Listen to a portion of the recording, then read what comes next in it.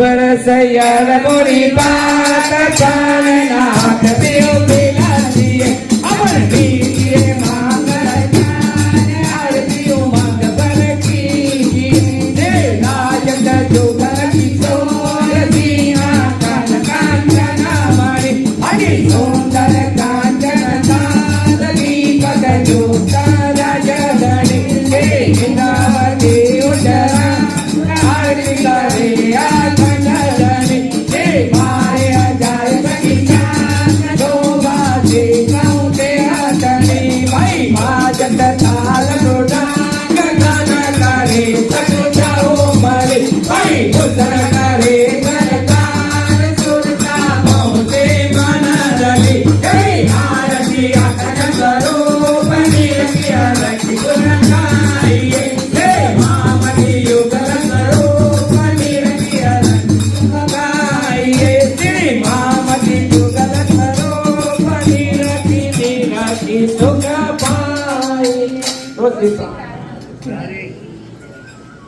श्याम मोहन आना दर्शन दे के जाना तुम्हारे बिना आज सब बेकरार है तुम्हारे बिना आज सब बेकरार है श्याम मोहन आना दर्शन भी दे के जाना श्याम मोहन आना दर्शन भी दे के जाना तुम्हारे बिना आज सब बेकरार है तुम्हारे बिना आज सब बेकरार है। यमुना के नीर तीर धेनु चराए यमुना के नीर तीर यमुना के नीर तीरा धेनु चराए यमुना के बाल बाल सब संग में आए बाल संग में आए गोपियन सब मिले रास रचाए हो गोपियन सब मोहे रास रचाए तुम्हारे बिना आज सब बेकरार है तुम्हारे बिना आज सब बेकरार है। श्याम मोहन आना दर्शन भी दे के जाना श्याम मोहन आना दर्शन दे के जाना तुम्हारे बिना आज सब बेकरार है तुम्हारे बिना आज सब बेकरार है। घर घर सबको माखन चुराए घर घर घर घर सबको माखन चुराए घर घर सबको माखन चुराए वंशी को आनंद सबको भुलाए वंशी को आनंद सबको भुलाए ब्रह्म इंद्र सबको छाक छकाए हो ब्रह्म इंद्र सबको छाक छकाए तुम्हारे बिना आज सब बेकरार है तुम्हारे बिना आज सब बेकरार। श्याम मोहन आना दर्शन भी दे के जाना श्याम मोहन आना दर्शन दे के जाना तुम्हारे बिना आज सब बेकरार है तुम्हारे बिना आज सब बेकरार है। कोई बताए कहाँ मेरा श्याम कोई बताए कहाँ मेरा श्याम कोई बताए कहाँ मेरा श्याम श्यामा वृंदावन ढूंढे कहाँ छिप श्यामा वृंदावन ढूंढे कहाँ छिप श्यामा आके दिखाए दर्शन एक बार श्याम हो आके दिखाए दर्शन एक बार श्याम तुम्हार बिना आज सब बेकरार है तुम्हार बिना आज सब बेकरार है श्याम मोहन आना दर्शन देके जाना श्याम मोहन आना दर्शन देके जाना तुम्हार बिना आज सब बेकरार है तुम्हार बिना आज सब बेकरार है कोई बताए कहाँ मेरा श्यामा कोई बताए कहाँ मेरा श्यामा वृंदावन ढूंढे कहाँ छुप श्यामा वृंदावन ढूंढे कहाँ छिप श्यामा आके दिखाए दर्शन एक बार श्यामा हो आके दिखाए दर्शन एक बार श्यामा तुम्हार बिना आज सब बेकरार है तुम्हार बिना आज सब बेकरार है श्याम मोहन आना दर्शन देके जाना श्याम मोहन आना दर्शन देके जाना तुम्हार बिना आज सब बेकरार है तुम्हार बिना आज सब बेकरार है तुम्हार बिना आज सब बेकरार है बोल श्री कृष्ण कन्हैयालाल की आनन्दकन्दं प्रभुदेवचन्द्रं व्रजे स्वरूपेण पुरापि जातं प्रविश्य प्राप्तं प्रियप्राणनाथं परेशपूर्णं सततं नमामि ब्रह्मप्रिया जागरणाय जातः सर्वस्वपाता भवसेन्दुत्राता विज्ञानदाता निजधर्मधाता दिनेकबन्धो शरणं प्रपद्ये दिनेकबन्धो शरणं प्रपद्ये मंगल कृष्ण प्रणाम है मंगल धर्म प्रकाश मंगल सुंदर साथ है मंगल धाम उजास है मंगल सुंदर साथ है मंगल धाम उजास बोलो वृंदावन बिहारी लाल की श्री सतगुरु महाराज की श्री प्राणनाथ प्यारे की महारानी बाईजूराज की महाराजा छत्रसाल की गुरुजी मंगलदास महाराज की श्री कृष्ण प्रणामी धर्म की तीनों पुरी धाम की सर्व सुंदर साथ की राज राज बोलो सहारा मिलेगा राज राज बोलो सहारा मिलेगा राज राज बोलो सहारा मिलेगा राज राज बोलो सहारा मिलेगा कृष्ण कृष्ण बोलो किनारा मिलेगा कृष्ण कृष्ण ताली बजाते हुए गाएं किनारा मिलेगा राज राज बोलो सहारा मिलेगा राज राज बोलो सहारा मिलेगा कृष्ण कृष्ण बोलो किनारा मिलेगा कृष्ण कृष्ण बोलो किनारा मिलेगा सहारा मिलेगा किनारा मिलेगा सहारा मिलेगा किनारा मिलेगा किनारा मिलेगा सहारा मिलेगा किनारा मिलेगा सहारा मिलेगा राज राज बोलो सहारा मिलेगा राज बोलो सहारा मिलेगा कृष्ण कृष्ण बोलो किनारा मिलेगा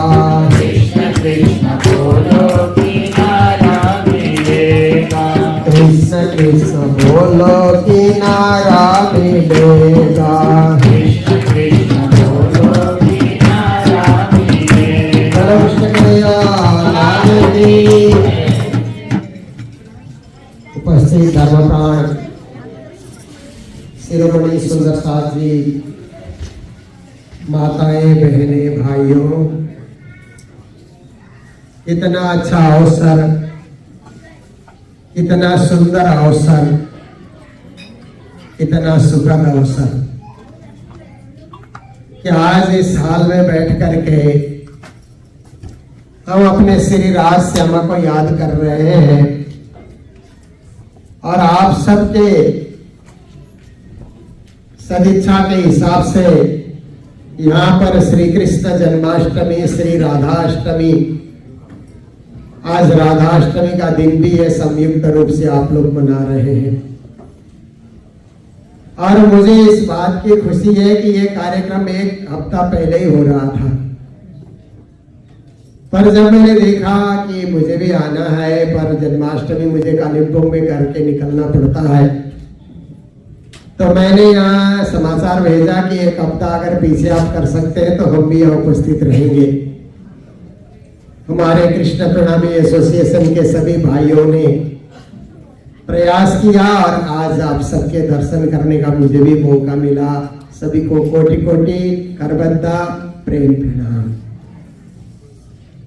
देखिए,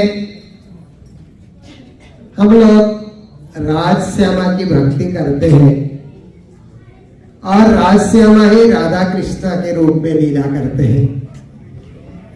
राज्य कृष्ण, राज्य श्याम, राज्य धनी, राज्य पिया, राज्य सर्वेश्वर, राज्य प्राणनाथ। तो ऐसे साक्षात श्री राज्य संसार में आते हैं, जगत के जीवों को भी पूर्ण ब्रह्म परमात्मा की भक्ति बताने के लिए और जगत के जीवों को भी परम धाम का परिचय देने के लिए आते हैं। तो उसी को श्री कृष्ण जन्माष्टमी के रूप में हम लोग पावन पर्व मनाते हैं। देखिए, पूर्ण ब्रह्म परमात्मा अक्षरातीत श्री राज्य तो परम धाम में विचरण करते हैं। 25 पक्ष में लीलाएं करते अपने 12,000 सखीगणों को लेकर के। साथ में श्यामा महारानी भी है, सत आनंद की लीलाएं किया करते हैं। तो श्री राज्य महाराज कभी लीला करते हुए प्रथम भोग की मूल मिला में लीला दिखाते हैं, कभी दूसरे भोग के भूल भुलावनी में लीला दिखाते हैं, भूलने की लीला, कभी तीसरे भोग की पड़साल में बैठ करके पशु पक्षियों को दर्शन देना, उनका दर्शन लेना और विविध प्रकार की लीलाएं दिखाते हैं। कभी चौथी भोग में नौरंग बाई के नृत्य देख करके सबको आनंदित करते हैं, नृत्य दिखाती भी है नौरंग बाई। कभी 5वें भोग के सुंदर सुख सैजिया में विराजमान होकर के विविध लीलाएं दिखाते हैं। तो कभी छठी भोग के सुखपाल में बैठ करके परमधाम में विचरण करते हैं सखीगणों को लेकर के। कभी 7वें भोग और 8वें भोग के हिंडोले में झूले झूलते हैं। तो कभी 9वीं भोग की दूरदर्शिका से 25 पक्ष परमधाम का दर्शन कराते हैं। कभी 10वें भोग के आकाश में लेकर के पूर्णमासी के दिन रास लीला भी दिखाते हैं, सखियों को आनंद भरी लीला परम धाम में दिखाते हैं। तो श्री राज्य महाराज कभी पूर्व के तरफ जब लेकर के चलते हैं परम धाम में, तो केल, लिबोई, अनार, अमृत, जाम्बू, नारंगी, बट, ये 7 वन में सखियों को घुमाते हैं, 7 घाट में घुमाते हैं। कभी केल के पुल में, कभी बट के पुल में, कभी श्री राज्य महाराज फूलबाग और नूरबाग में भी सखियों को घुमाते हैं। कभी पश्चिम के चौगान में लेकर के जाते हैं, कभी अन्नबन में, कभी मधुबन में, कभी महाबन में, कभी पुखराज में, कभी पुखराज की तराटी में, कभी पुखराज की चांदनी में। कभी राज्य महाराज 24 हांस के महल में लेकर के जाते हैं, तो कभी मानिक महल में लेकर के जाते हैं।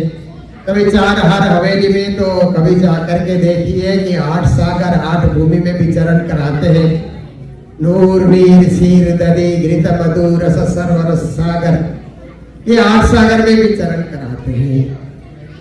तिथि के हिसाब से परम नाम में लीलाएं होती है। तो सखियों को आनंद देना राज्य का काम और कुछ नहीं है, सखियों को आनंद देना, आनंद से और प्रेम से उनको परिपूर्ण करना। पर सखियां कहते राज्य महाराज और नई लीला दिखाइए ना।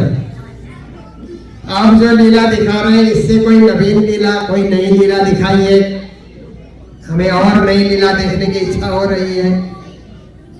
तो पूर्ण ब्रह्म परमात्मा ने सोचा नई नई लीला रोज रोज कहां से दिखाएंगे, 25 पक्ष में तो दिखा ही रहे हैं, और नई लीला चाहिए तो अक्षर की लीला दिखा सकता हूं, जो लीला आज तक मैंने नहीं दिखाई है, छुपा करके रखा है। तो अक्षर का धाम तो परम धाम से 9 लाख कोस की दूरी में है, पर ठीक सामने, आमने सामने सामने अक्षरधाम और इधर राजीव का परम धाम। पर सखियों ने कभी पूछा ही नहीं कि सामने वाले ये धाम में, अक्षरधाम में कौन रहता है, ऐसे पूछा ही नहीं, जरूरत ही नहीं थी।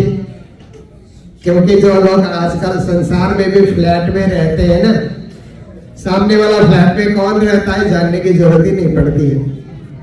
कभी काम पड़े तभी पूछते हैं कि यहाँ कौन रहता है, काम नहीं पड़े तो अपना रहता है, हम अपना रहते हैं, हम अपने राजी, वो अपने राजी। क्यों किसी के विषय में ज्यादा जानकारी लेकर के दिमाग खराब करे, कोई जरूरत ही नहीं है। सखियों को भी अक्षर के विषय में पूछने की कोई जरूरत थी नहीं, कभी पूछा भी नहीं। पर श्री राज जी महाराज ने पहले लई हके दिल में, ता पीछे आई माहे नूर, ता पीछे हादी रूहन में, यूं कर हुआ चहूर। श्री जी चौपाई में कहते हैं श्री राज जी ने सोचा कि नई लीला इनको देखनी है तो अक्षर से परिचय करा दे। तो सुबह सुबह 7:30 और 9 बजे के बीच में तीसरी भोग की पड़साल में सखियों को लेकर राज्य पधारते, अक्षर दर्शन करने आते थे, उसी समय पर चुपके से दर्शन करते थे। आज अक्षर की लीला दिखानी है तो राजी महाराज ने थोड़ा सा हट करके दर्शन दिया। तो श्यामा जी को लगा रही राजी महाराज पीछे किसको दर्शन दे रहे हैं। श्यामा जी ने ऐसे देखा तो बाल स्वरूप अक्षर को उन्होंने देखा, अरे ये कौन है पुरुष दूसरे, कभी इनको हमने देखा भी नहीं, राज्य का जैसा रूप है, स्वरूप है, कहे नीला धोई, एक ही जैसा राज्य का जैसा इनका भी स्वरूप है, ये कौन है। तो सखियों को भी लगा कि श्यामा जी किसे देख रही है। सखियां भी उठ उठ करके देखने लगे, 12,000 सखियां तो अक्षर को देख करके चकित हो गई कि ये कौन है। तो राजी से पूछा, हे राजी महाराज, हम तो परम धाम में आप ही एक पुरुष है ऐसा सोचते थे, पर आपके जैसा एक दूसरा पुरुष में नीचे खड़ा है, वो कौन है जो आपके दर्शन कर रहा है।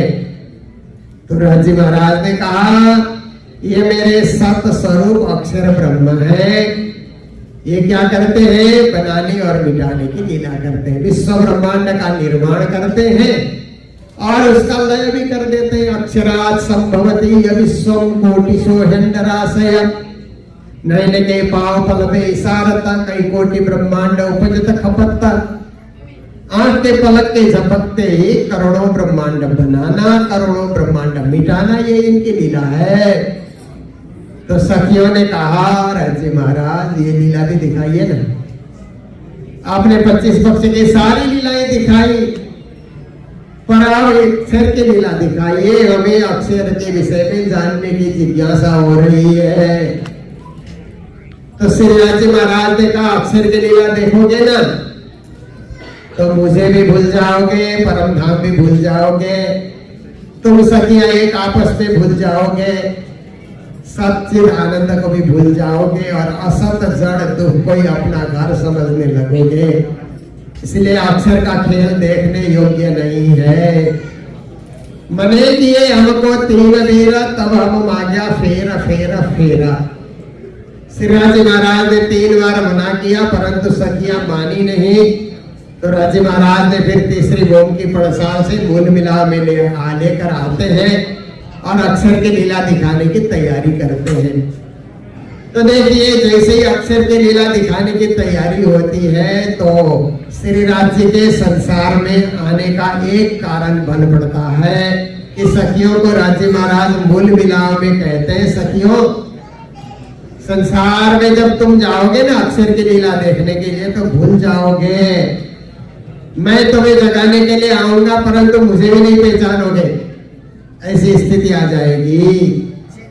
तो सखियां उस समय कहती है, सरकरा करकरा नस्यात् अमृतम न बीसो भवेत्, चिंता मणिर न पाषाणो न दीपो रजनी भवेत्। अरे राजी महाराज, चीनी कभी बालू नहीं होती है, चीनी चीनी ही रहेगी।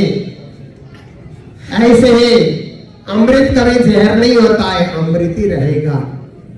चिंतामणि जो है वो साधारण पत्थर नहीं होता है, चिंतामणि के रूप में ही चमकते रहता है। और दीपक कभी अंधेरा नहीं होता है, उजाला ही होता है। इसी तरह ब्रह्म सृष्टि सखियां भी ब्रह्म सृष्टि रहेंगे, माया के जीव के रूप में हम भूलने वाले नहीं है। आप विश्वास रखिए। 100 बेर देखिए आजमाए के, ऐसे मोमिन करे न कोय, मोमिन भूले न कोय। हम भूलने वाले नहीं है ब्रह्म सृष्टि।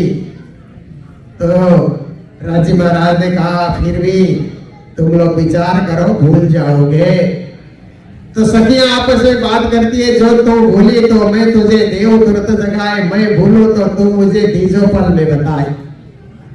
अरे सखियां तुम लोग भूल जाती हो तो हम जगा देंगे, हम कदाच भूल गए ना तो तुम लोग जगा देना। कभी सत्संग सुनते सुनते नींद आती है ना तो अपने बगल वाले को यही बोलना पड़ता है, तुमको जरा सी झपकी आ जाए तो मुझे जगाना, और मुझे झपकी आ जाए तुम जगाना, हम एक दूसरे को जगाया करेंगे। सखियों ने ऐसी बातें की और दाढ़ी की कलियों की तरह, दाढ़ी के दाने की तरह सट करके एक दूसरे से मिल करके बैठे। बीच में हवा निकलने के लिए भी जगह उन्होंने नहीं छोड़ा।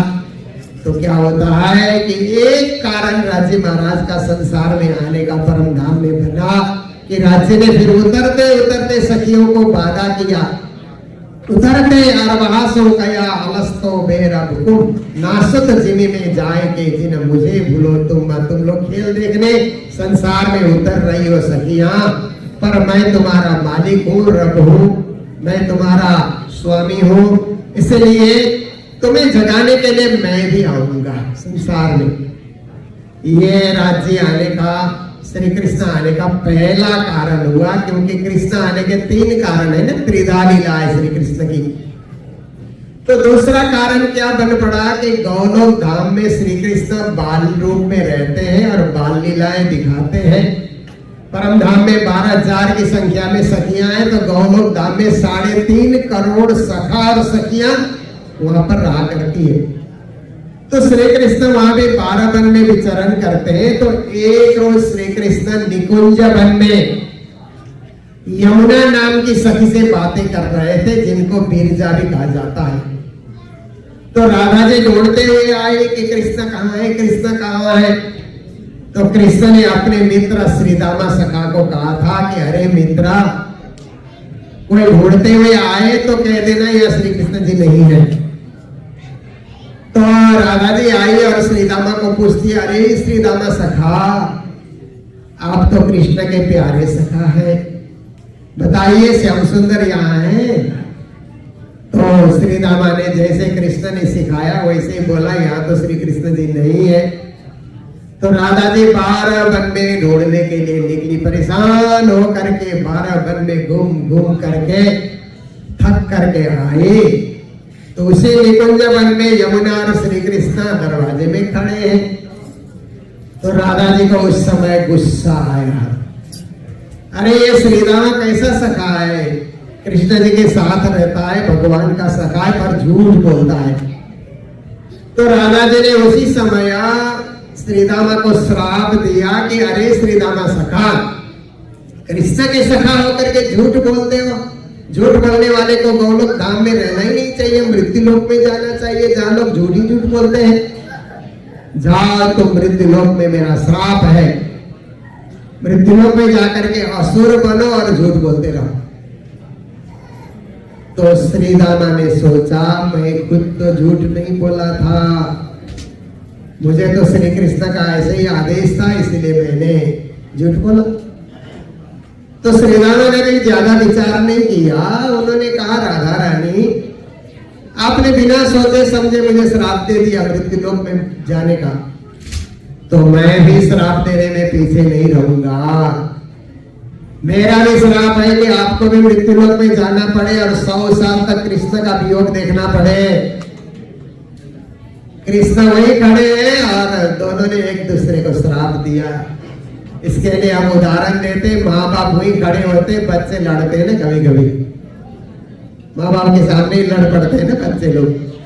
ऐसे हाल हो गया तो दोनों को होश आया तो कहने लगे, हे श्री कृष्ण जी, हे प्राण प्रियतम बचाइए बचाइए, इस श्राप से बचाइए।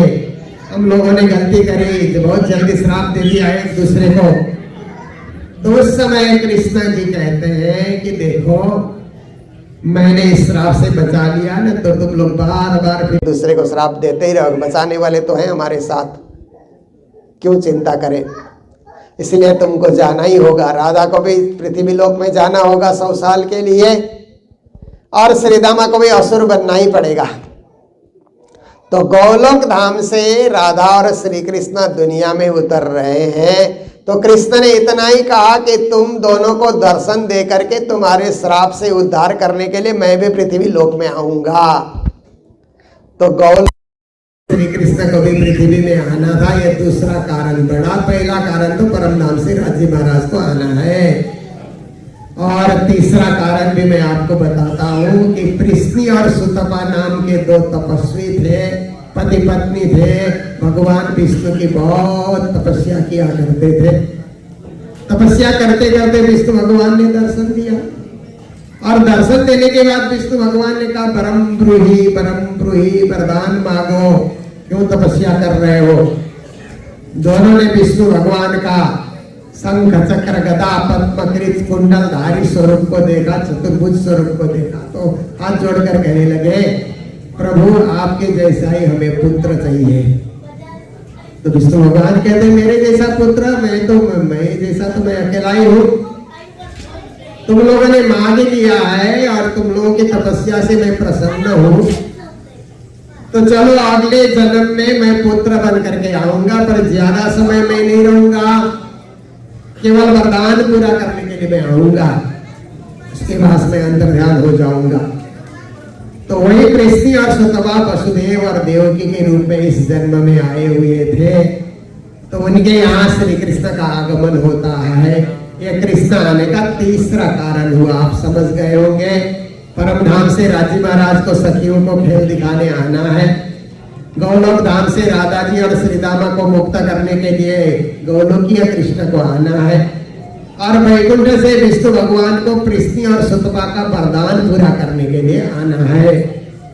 ये तीनों कारण बनते हैं, तो तीनों कारण की पूर्ति के लिए एक साथ श्री कृष्ण का आगमन होता है। देखिए पहले तो क्या हुआ कि परम धाम की सखियों को मूल मिला में राजी महाराज ने बिठाया, और कहने लगे जो नींद में देखिए सुपन्ना यह उपजे हम ब्रजबुद्ध जन्ना।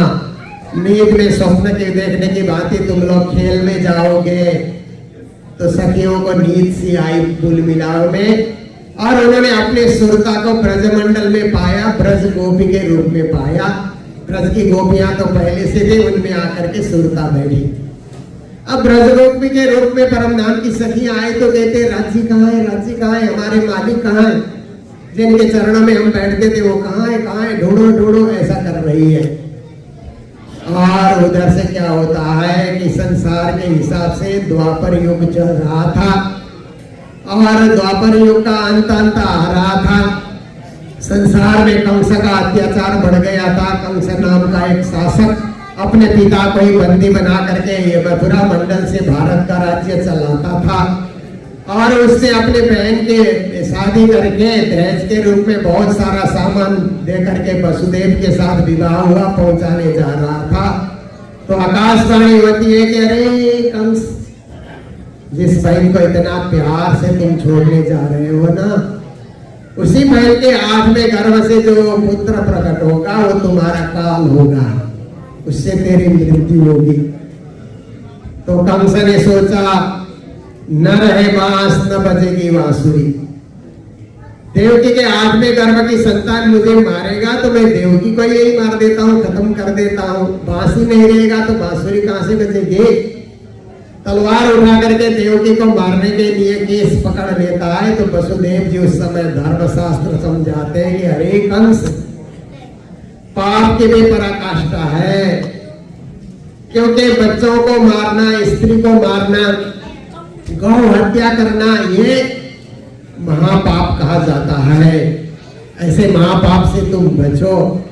आकाशवाणी में तो 8वीं संतान ही मारेगी ये सुनाई दिया है ना, देवकी तो नहीं मारेगी, इसका क्या दोष है। तो कंस ने उस समय छोड़ दिया, और छोड़ने के बाद फिर क्या होता है कि नारद जी चल करके आए, कहने लगे कंस दयालु बन जाएगा तो कृष्ण का अवतार फिर देर से होगा, जल्दी कृष्ण आ जाए और जगत को पावन बनाए, जगत में भक्ति और प्रेम का प्रचार करे, इसीलिए कंस से और थोड़ा और पाप करा दे।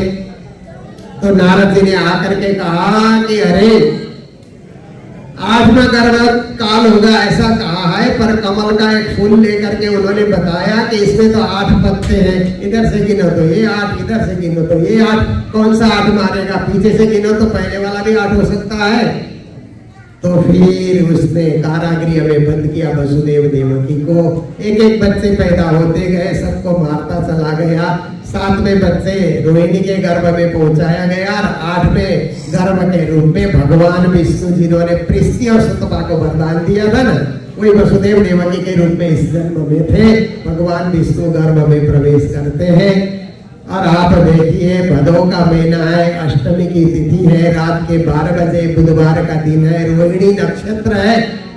उस समय देवकी के गर्भ से 8वें गर्भ के रूप में विष्णु भगवान जन्म लेते हैं। जन्म लेते ही चतुर्भुज स्वरूप हो गए और कहने लगे पूर्व जन्म में आपने वरदान मांगा था ना, सो मैं पूरा करने के लिए आया हूँ। मैं स्तनपान भी नहीं करूंगा और बहुत देर यहाँ रहूंगा भी नहीं। मेरे अंतर ध्यान होते ही 2 भुज वाला, 2 हाथ वाला सुंदर बालक यहाँ पर प्रकट होगा, उसको गोकुल में नंद के घर में पहुंचा देना और वहां एक बालिका अभी अभी पैदा हुई है, उसको लेकर के यहाँ आना। तो इतना कह करके वो चतुर्भुज स्वरूप तो अंतर ध्यान हो जाते हैं। 2 हाथ वाले वहां प्रकट होते हैं, महामती प्राणनाथ कहते हैं, 2 भुजा स्वरूप जो श्याम आत्म अक्षर जोश बनिधाम। 2 हाथ वाले उस समय जो बालक प्रकट होते हैं वही राजी महाराज है, उनमें अक्षर की आत्मा है और धामधनी का जोश भरा हुआ है। इसलिए हम कृष्ण जन्म उत्सव रात को 12 बजे ही मनाते हैं, क्योंकि रात को 12 बजे मथुरा मंडल में कंस के कारागृह में साक्षात धनी जी का जोश आकर के 2 भुजा स्वरूप बालक में प्रवेश करता है और वही कृष्ण के रूप में जगत में प्रसिद्ध होते हैं। तो एक छोटा सा धूप लगाते हैं। जय जय श्री कृष्ण चंद्र राज राज प्यारे, जय जय श्री कृष्ण चंद्र राज राज प्यारे, राज राज प्यारे मेरे धाम धनी प्यारे,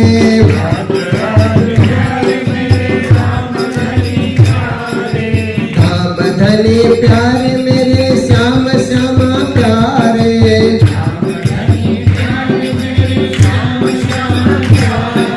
जय जय श्री कृष्ण चंद्र राज राज प्यारे,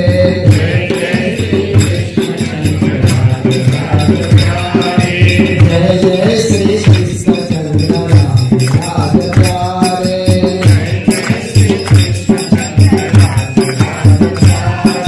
राज राज प्यारे मेरे धाम धनी प्यारे, धाम धनी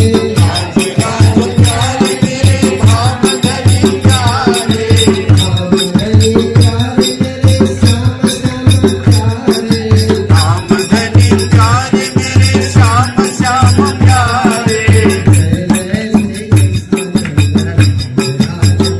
प्यारे,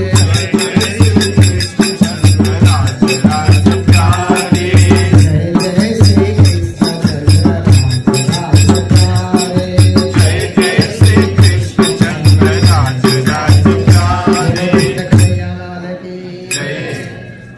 तो कृष्ण जन्म के 3 कारण आप समझ गए होंगे। परम धाम से राजी महाराज को सखियों को खेल दिखाने आना है इस धरती में। गौलभ धाम से श्री कृष्ण को राधा और सीता को दर्शन देने के लिए आना है और वैकुंठ से विष्णु भगवान को पृथ्वी और सुतपा के वरदान पूरा करने के लिए आना है।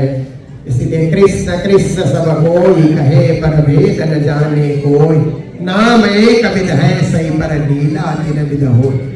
एक भेद वैकुंठ का, दूसरा है गोलोक, तीसरा धाम अखंड का, कहे पुराण विवेक। कृष्ण लीला त्रिधा प्रोक्ता तत्त भेद अनेक ढा।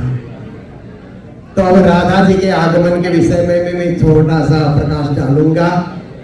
क्योंकि आप लोग श्याम कृष्णाष्टमी और राधाष्टमी सम्मिलित करके एक साथ मना रहे हैं। तो राधा जी को परम धाम में श्यामा जी कहा जाता है। श्यामा, ऐसे तो राधा श्यामा एक ही नाम है। राधा का अर्थ होता है कृष्णेन आराधितो इति राधा। कृष्ण जिनको याद करते हैं उनको राधा कहा जाता है। राधा के बिना श्याम राधा कहते हैं ना। तो श्यामा का अर्थ होता है किशोरी, श्याम का अर्थ होता है किशोर। अपना धनी श्री श्यामा, श्याम अपना बासा है निज धाम। परम धाम में श्याम श्यामा के रूप में, गोलोक धाम में राधा कृष्ण के रूप में है। एक ही स्वरूप है, मूल स्वरूप एक ही है, परंतु लीला त्रिविध कर रहे हैं, 3 प्रकार की लीला। तो राधा जी का आगमन आप देखिए, वसुदेव और देवकी के यहाँ तो कृष्ण का आगमन होता है और वसुदेव जी उनको रात को लेकर के नंद घर में पहुंचाते हैं। नंद घर में जो कन्या पैदा हुई है उनको सिर पे उठा करके नजरबंद में ले आते हैं।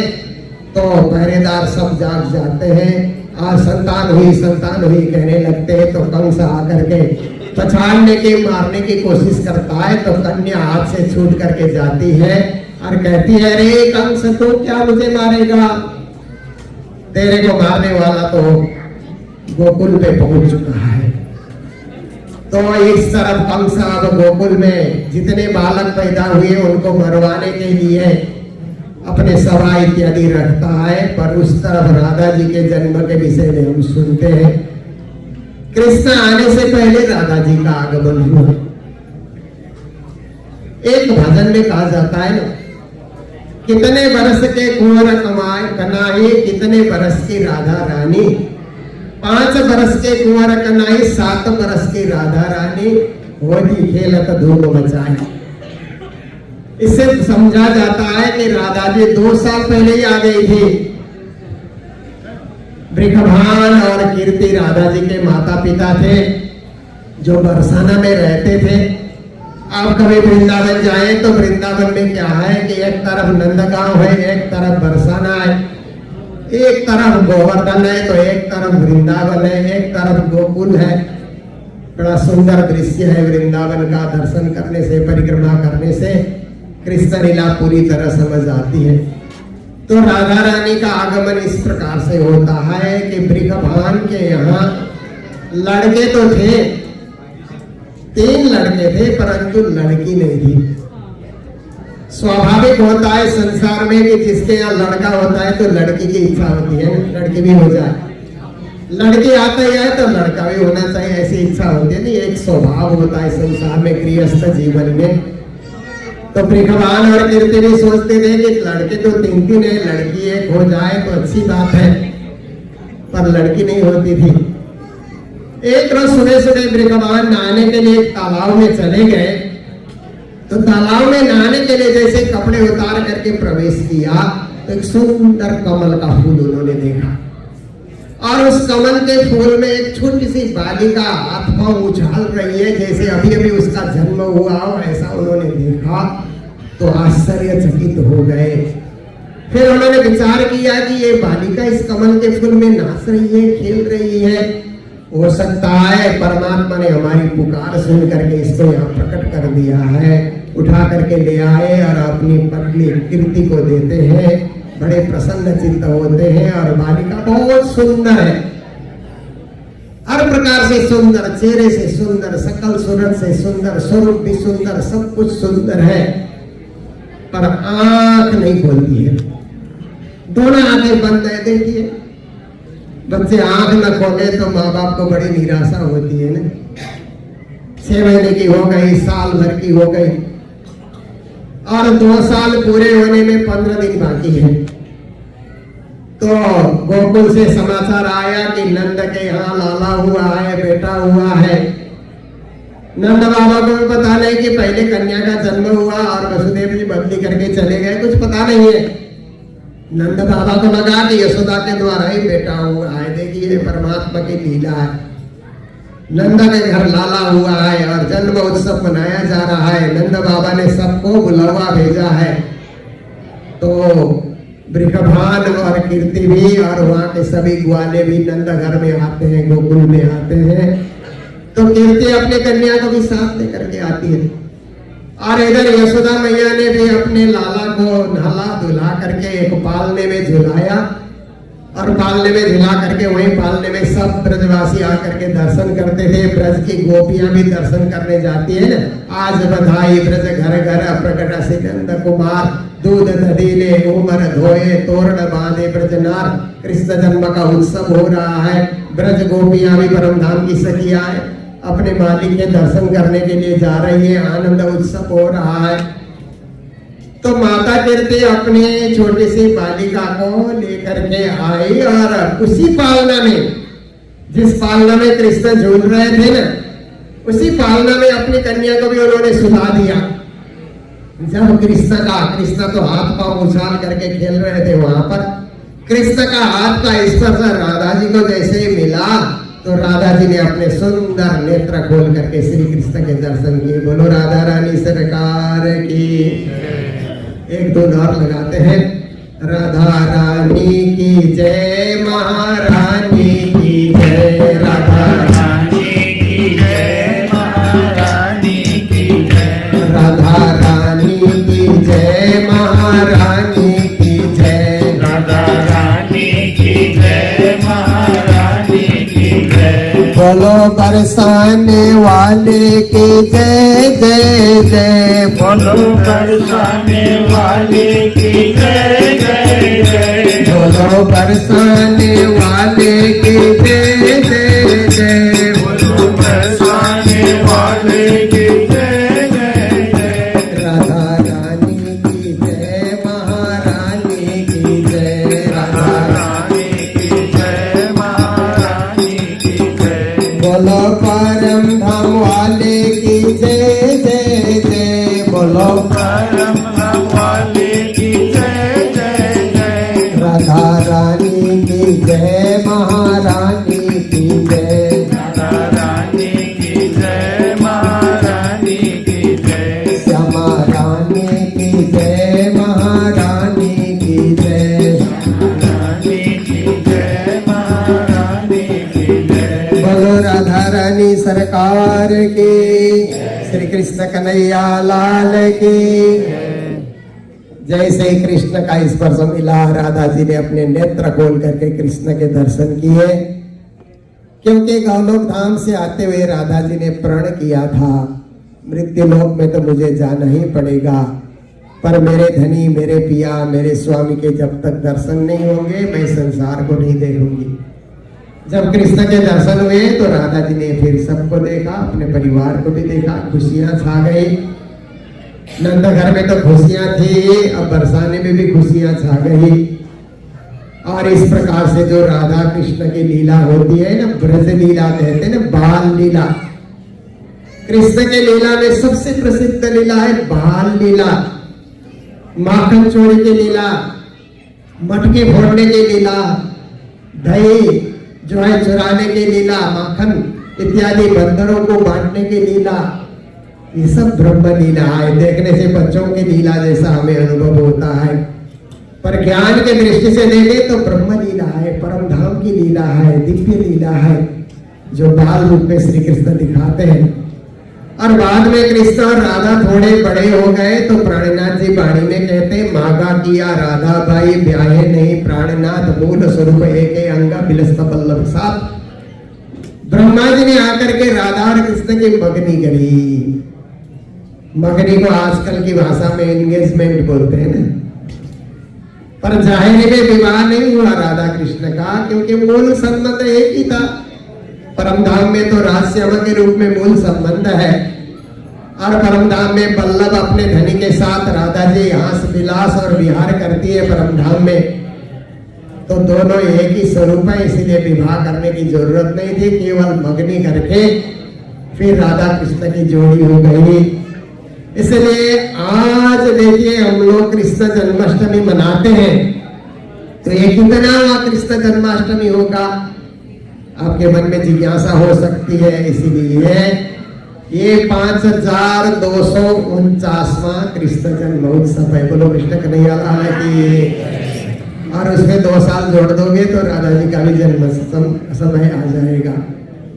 इतने सालों से कृष्ण भक्त कृष्ण जन्माष्टमी मनाते आ रहे हैं। देखिए 5249 कितना साल है तब से कृष्ण जन्माष्टमी, तब से राधाष्टमी मनाते आ रहे हैं। और हम प्रणामी सुंदर साथ के लिए तो ये प्रसिद्ध और पावन उत्सव है। देखिए सतवेद ग्रंथ में प्राणीनाथ जी ने नौतनपुरी धाम में देवचौरा जी कौन कौन पर्व मनाते थे उसकी व्याख्या की है। तो कृष्ण जन्माष्टमी और राधाष्टमी का भी उन्होंने वर्णन किया है, व्याख्या की है। तो हम सब के लिए हमारे प्राणाधार के संसार में आने का, प्राणेश्वरी का संसार में आने का सुखद दिवस और सुंदर दिवस कृष्ण जन्माष्टमी के रूप में और राधाष्टमी के रूप में हम लोग मनाते हैं। तो मैं कनाडा के सुंदर साथ, टोरंटो के सुंदर साथ भाग्यशाली आपको मानता हूं कि जब से आप लोगों ने यहाँ पर कुछ पर्व मनाना शुरू किया, मैं तो 1989 में सबसे पहले आया था, 34 साल हो गए हैं। तभी आप लोगों ने यहाँ कार्यक्रम करना प्रारंभ किया था, क्योंकि कोई भी हिंदुस्तान से, नेपाल से यहाँ आता है ना, तो 5 साल तक तो पाँव खड़ा करने में ही समय चला जाता है। कहाँ खड़े हो, कहाँ बैठे, कहाँ जॉब ढूंढे, क्या करें आदि में चला जाता है। पर तब तक आप लोग स्थिर हो चुके थे और आप लोगों ने बीतक भी सुनी। उस समय 12-15 दिन की बीतक हुई थी। जन्माष्टमी का पर्व भी मनाया, तब से लेकर के आप लोग मनाते आ रहे हैं। फिर हम लोगों ने श्री कृष्ण प्रणामी एसोसिएशन गठित किया, तो एसोसिएशन के माध्यम से भी कार्यक्रम शुरू होने लगा। और आप लोगों ने 2001 में घर घर में 108 पारायण पढ़ करके विदेश की धरती में सबसे पहले 108 पारायण पढ़ने का कीर्तिमान भी स्थापित किया टोरंटो के सुंदर साथ में। हम लोगों ने हमारे लक्ष्मी नारायण मंदिर, जो हमारे संजय भाई हैं, उनके घर से शोभा यात्रा निकाल करके उनकी माताजी पिताजी बहुत प्रसन्न होकर के उस कार्यक्रम में सम्मिलित रहे। वहां से शोभा यात्रा निकाल करके 108 पारायण लेकर के लक्ष्मी नारायण मंदिर पहुंचे और धूमधाम से दिन भर का कार्यक्रम हुआ। सारे संत गुरुजन नौतनपुरी धाम से, महामंगलपुरी धाम से और भी बहुत सारे स्थानों से गुरुजन पधारे। मुझे भी आने का मौका मिला। बड़ा भारी उत्सव आप लोगों ने किया। उसके बाद कई कार्यक्रम, दिवाली का कार्यक्रम भी आप लोग करते हैं, जन्माष्टमी का कार्यक्रम भी करते हैं। मुझे सूचना मिलती रहती है। आजकल तो सोशल मीडिया का युग है, कहाँ क्या हो रहा है सब पता लगता है। फिर यहाँ पर प्राणनाथ जयंती में आप लोगों ने दो बार मनाया, बड़े उत्सव के साथ, आनंद के साथ। शिविर भी आप लोगों ने किया। और आज से 5 साल पूर्व 2018 में महामती प्राणनाथ प्राकट्य चतुर्थ शताब्दी महोत्सव तो इसी हाल में मनाया गया। दिव्यता के साथ, भव्यता के साथ ये कार्यक्रम भी संपन्न हुआ। उसके बाद कोरोना महामारी के चलते हम लोग प्राणनाथ जयंती को आगे नहीं बढ़ा सके और हमारे सत्संग इत्यादि भी कई जगह बंद हो गए। पर अब महामारी जा चुकी है। WHO ने घोषणा कर दिया है कि अब कोरोना कोई बहुत बीमारी नहीं है, सर्दी खांसी की तरह है, आप बच करके रहना, इतनी बात है। इसलिए आप फिर से हम लोग जाग रहे हैं, फिर से हम लोग फिर पहले वाली पटरी में चलने का प्रयास कर रहे हैं। हम लोगों ने इंग्लैंड में भी सुंदर साथ को एकत्रित करके ऐसे ही हॉल लेकर के एक भव्य कार्यक्रम किया। अगले हफ्ते ही हम करके आए हैं और आप लोगों ने भी यह कार्यक्रम को सुंदर इससे सजाया है। मैं एसोसिएशन में संलग्न सभी भाइयों को और महिला मंडल की सभी माताओं को भी बधाई देना चाहता हूं कि आप लोग फिर से महीने का सत्संग आप लोग शुरू करें। चाहे 25 इकट्ठे हो, चाहे 50 इकट्ठे हो। प्राणीनाथ जी वाणी में कहते हैं ना, जिन बैठक की जो बंदा, हमारे बैठक को बंद नहीं करना चाहिए। कम आए ज्यादा आए, कार्यक्रम चलाते आप लोग रहिए। यही हमारी जागनी है, यही अपनी जागनी जो याद आवे नीचे सुख कहते हैं ना। जागनी यही है कि जहाँ परम धाम का सुख उतर करके आए। हमें संसार में भी मूल मिलावा बनाना है ताकि परम धाम के मूल मिलाव को हम पा सके। यहाँ मूल मिलावा नहीं बना सके तो परम धाम के मूल मिलाव में कैसे जाएंगे। और यहाँ मूल मिलावा बनाने का यही तरीका है कि हम लोग इकट्ठे हो, साथ रहे और परम धाम के ब्रह्म सृष्टि 12,000 का आनंद यहीं बैठ करके हम ले सके, तो आप सब लोग बहुत श्रद्धा से और भावना से यहाँ पर उपस्थित हुए। सेवा पूजा भी बहुत सुंदर रीत से यहाँ पर गाया गया और सुंदर सुंदर भजन भी यहाँ पर हुए। तो मैं अपना प्रवचन इससे अधिक लंबा और नहीं करना चाहूंगा, क्योंकि कृष्ण जन्माष्टमी और राधा अष्टमी संयुक्त रूप से होने के कारण राधा और कृष्ण का परिचय, राजश्यामा का परिचय मैंने आपके समक्ष रखा। पूरी कृष्ण लीला सुनाएंगे तो फिर 2-3 घंटे और निकलेंगे, इसलिए इतना समय हमारे पास नहीं है। हम लोग यहाँ पर 12 बजे तक नाचना भी है, रामत्ती करना है, भजनों को सुनना है, राज्य का प्रसाद भी ग्रहण करना है, सब कुछ कार्यक्रम हमारा निश्चित है। तो मैं इन्हीं शब्दों के साथ प्रवचन को विराम दे रहा हूँ। आप सभी सुंदर साथ को मंगल बधाई देते हुए, आज कृष्ण अष्टमी और राधा अष्टमी है, तो मैं बधाई हो बोलूंगा, आप लोग भी जोर से बधाई हो ऐसा बोलेंगे तो सबको बधाई हम लोग एक साथ देंगे। इसके बाद प्रवचन विराम किया जाएगा। बधाई हो, बधाई हो, बधाई हो। बोलो श्री कृष्ण कन्हैया लाल की, राधा रानी सरकार की, श्री धाम के धनी की, नाथ प्यारे की प्रणाम।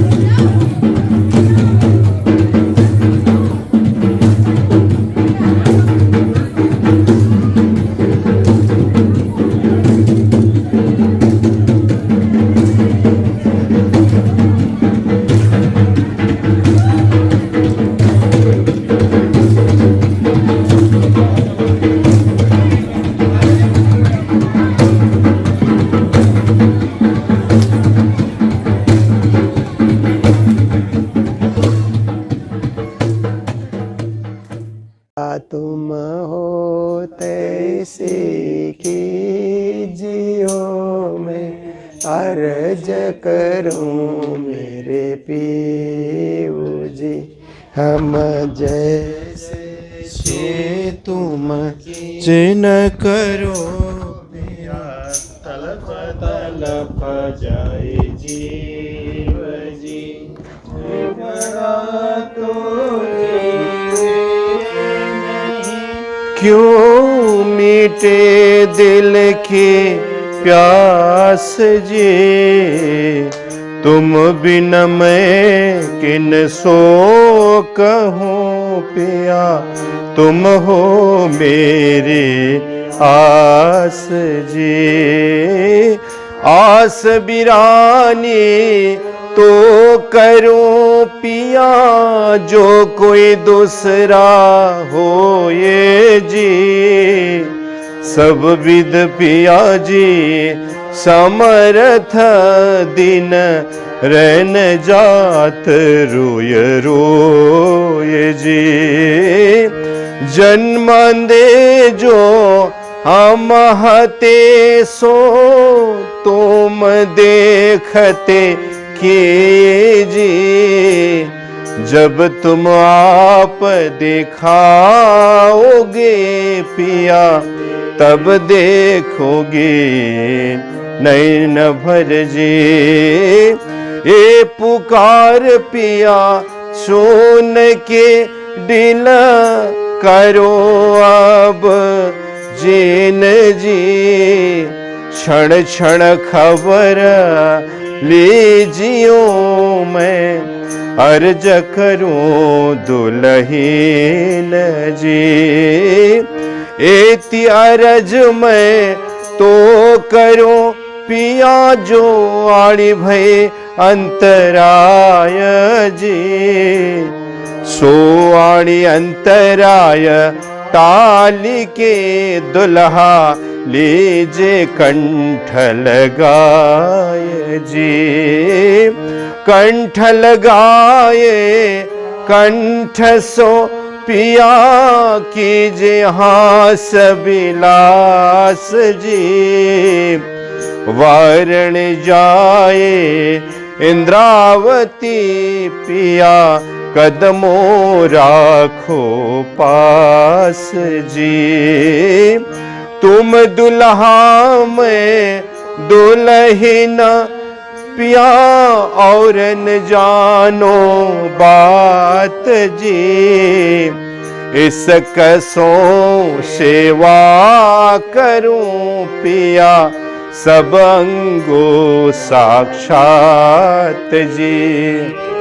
सदा सुखदाता धाम धनी मैं कहाँ कहूँ इन बात जी। महमति जुगल स्वरूप परवर अंगना बलि बलि जात जी। सदा सुखदाता धाम धनी मैं कहाँ कहूँ इन बात जी। श्री महमति जुगल स्वरूप पर अंगना बलि बलि जात जी। अंगना बलि बलि जात जी। अंगना बलि बलि जात जी। बोल श्री कृष्ण कन्हैया लाल की, सदगुरु महाराज की, प्राणनाथ प्यारे की, धाम के धनी की, आज के आनंद की, तीनों पुरी धाम की, समस्त सुंदर साथ की प्रणाम। मेरे को कारमान जानते हैं।